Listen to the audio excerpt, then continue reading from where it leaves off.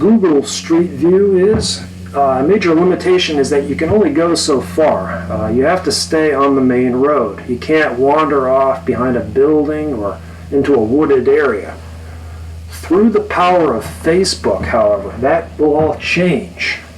And unlike Street View, it's not going to be done with cached photo images. Instead, it will be real-time video. And it won't be from satellites, but instead from these new NanoCams operating within the NanoCam array unit. 30 to 50 or so NanoCams flying in formation, capturing high-resolution data, then feeding it back through a central processor where it is automatically edited and fed to your display unit, all in a matter of seconds. There is no lag, no buffering, latency of any kind. Here's another example along similar lines. Maybe you want to get off the land for a while and explore the oceans. No problem. Again, you're at your house in New Jersey, but instead of walking west, you decide to walk east, and you end up in the Atlantic Ocean. There's nowhere else to go. The journey's over, right? Wrong. Through the power of Facebook's VR setup, you will have the power to swim across any body of water and be able to view it as it appears in real time. Want to, you want to further the sensation a little bit more? Facebook will come to your house and install their patented saltwater wave generation simulation tank so that it will feel as though and look and sound like you're actually swimming in an ocean.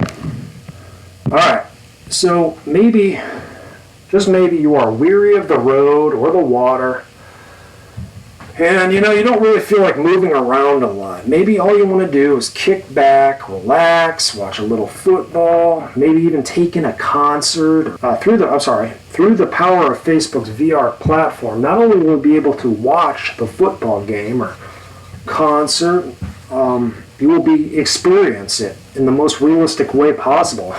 Imagine sitting in an arena watching a professional football game. Let's say you experience difficulties in being able to see the actual game due to poor seating, the sun, or some other obstruction.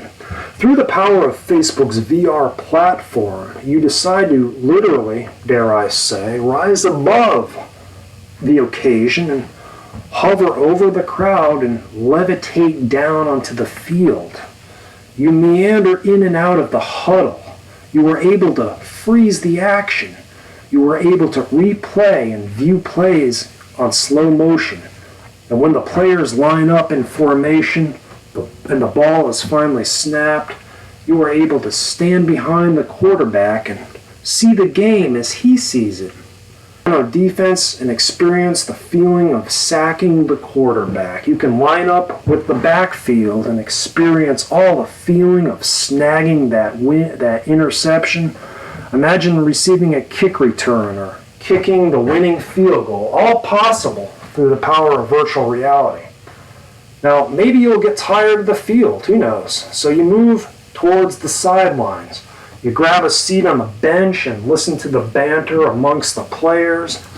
Then there'll probably be a moment where the football players will take a timeout, walk back to the sidelines, throw on their VR goggles, and acknowledge all of the virtual fans for a few minutes or two, and then it's back to the game again.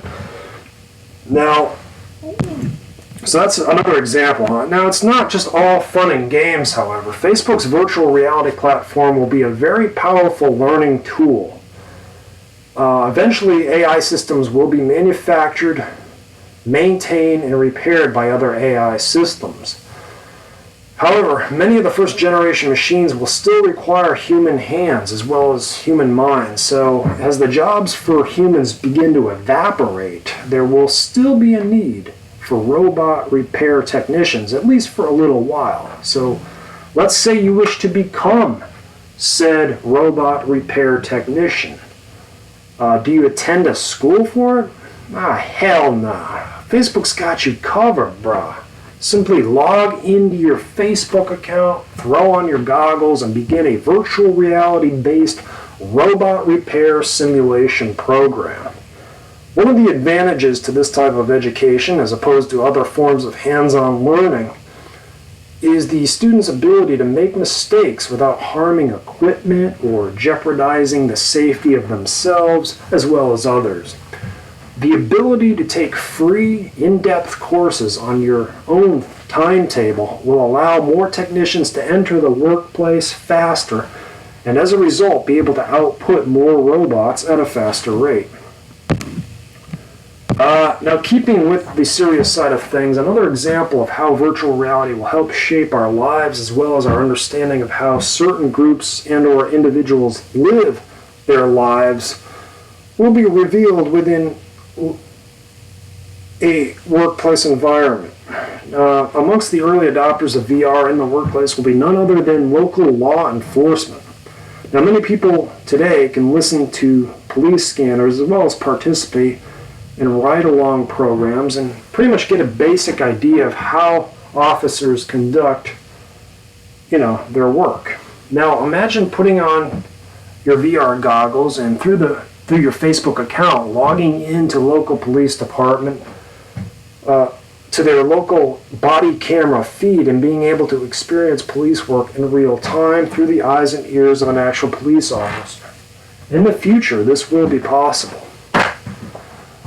Okay, finally, I'd like to address the topic of video games. Some of you may be wondering what video games will be like in the future. Will they even still be around?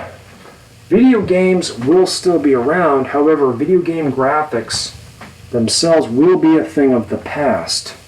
Through the power of Facebook's video game virtual reality system, which allows you to play games with other users in a realistic-looking virtual environment, going back to playing games with yourself with cartoonish graphics, that's going to be considered antiquated and pointless. It'll be kind of like similar to playing games on the first Atari system.